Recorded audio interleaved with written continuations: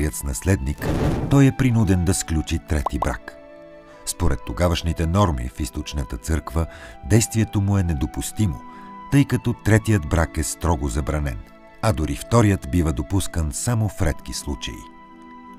За ромеите, които възприемат фигурата на императора като олицетворение на християнското благочестие, с действията си Лъв VI извършва непростим грях, но същинският скандал предстои.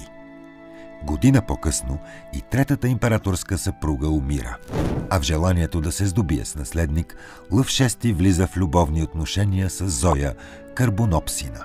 През 905 година в крайна сметка тя му ражда син, наречен Константин. Детето е кръстено от патриарх Николай Мистик с условието императорът да се раздели с любовницата си. Той обаче изменя на дадената дума и зад гърба на патриарха сключва брак с нея.